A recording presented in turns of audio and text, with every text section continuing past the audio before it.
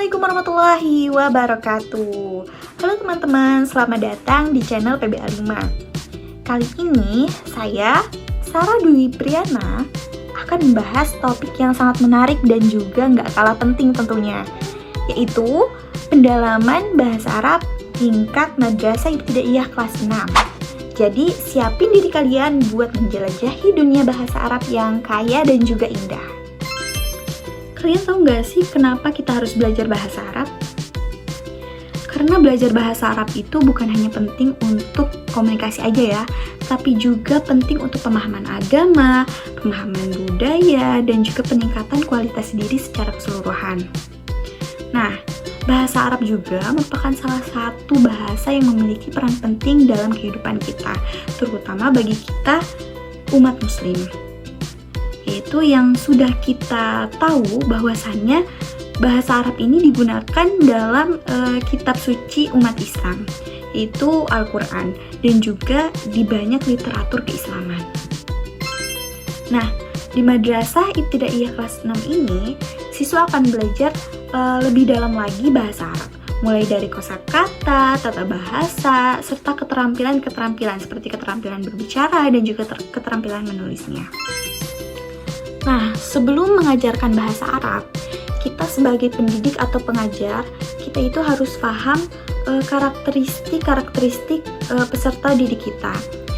Itu pada pembahasan kali ini kita harus tahu karakteristik siswa-siswa Madrasah Ibtidaiyah. Jadi, di mana menurut Jan Piaget itu, siswa itu berada pada tahap perkembangan kognitif operasional konkret, di mana mereka itu memerlukan pendekatan yang mengintegrasikan permainan, aktivitas interaktif, dan juga contoh langsung pembelajaran bahasa Arab itu.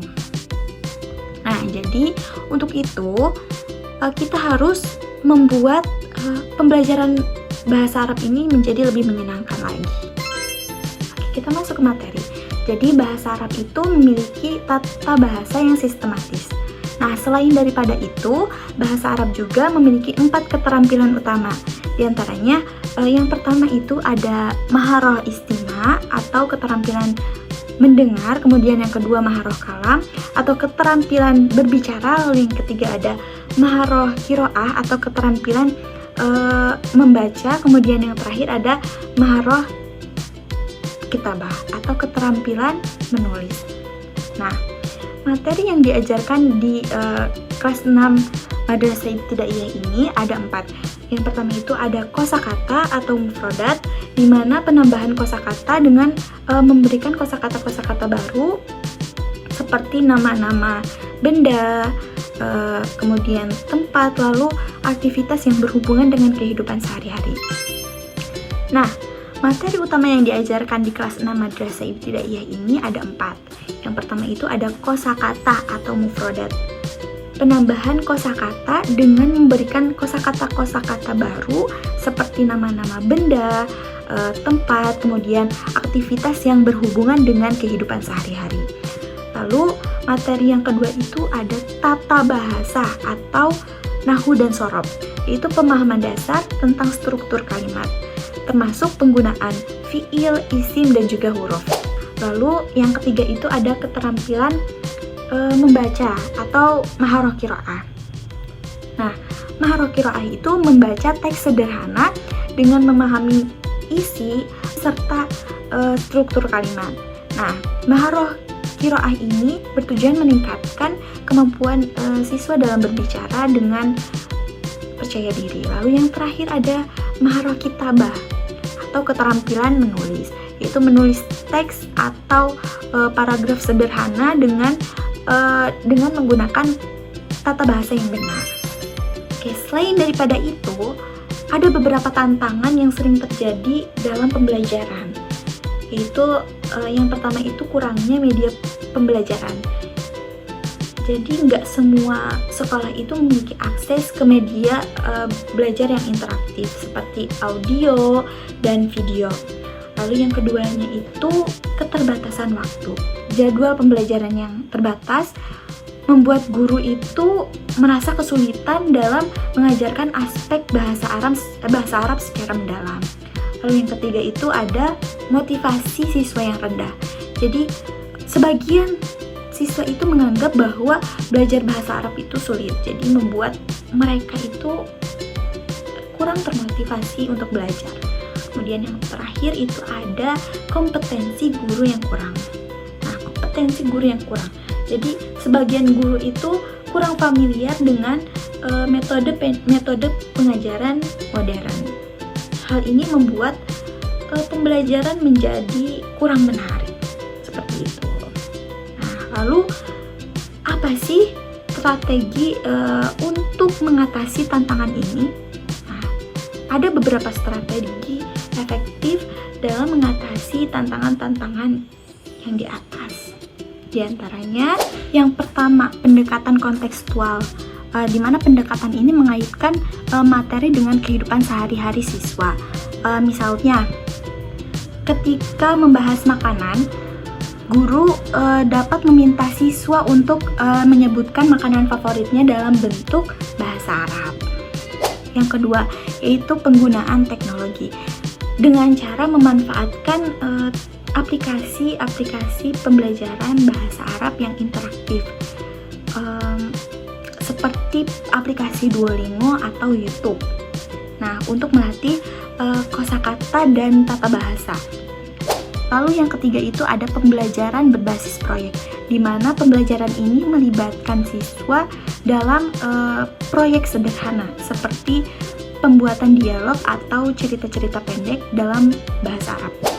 Kemudian yang keempat ada pembelajaran kolaboratif, di mana pembelajaran ini mendorong kerja kelompok untuk meningkatkan interaksi dan diskusi antar siswa. Setelah itu, kita juga harus mengetahui metode-metode pengajaran bahasa Arab. Di antaranya, yang pertama, Nahwu wa Tarjamah, yaitu metode gramatika dan terjemah, di mana metode ini memfokuskan pada tata bahasa dan terjemahan teks. Kemudian yang kedua, ada Thoriqah Mubasyarah atau metode langsung. Jadi metode ini melibatkan penggunaan bahasa Arab secara langsung dalam percakapan sehari-hari. Kemudian yang ketiga ada metode komunikatif, di mana metode ini bertujuan untuk meningkatkan keterampilan berbicara.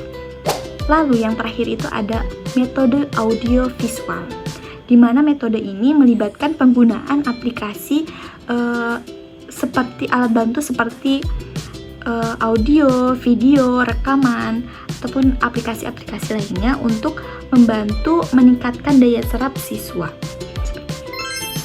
Kemudian tujuan utama pembelajaran bahasa Arab di jenjang madrasah ibtidaiyah kelas 1 sampai dengan kelas 6 itu adalah dasar-dasar komunikasi, di mana meningkatkan kemampuan berkomunikasi dalam bahasa Arab untuk jenjang pendidikan berikutnya.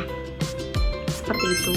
Nah, setelah kita memahami materi, tantangan, kemudian strateginya, lalu metode-metodenya, lalu tujuan utama pembelajaran bahasa Arab, kita juga harus menguji sejauh mana kemampuan siswa itu dalam memahami pembelajaran bahasa Arab dengan mengevaluasinya. Mengevaluasinya bisa dalam berupa tes tulis, tes lisan, ataupun proyek kelompok. Mungkin cukup sampai di sini pembahasan kali ini. Jadi teman-teman, penting bagi kita untuk mengajarkan bahasa Arab sejak dini agar mereka dapat memahami ajaran Islam dengan lebih baik lagi. Dan jangan lupa untuk terus belajar, terus berlatih, dan menggunakan bahasa Arab dalam kehidupan sehari-hari. Setiap langkah kecil yang kalian ambil akan membawa kalian lebih dekat pada pemahaman penguasaan bahasa ini.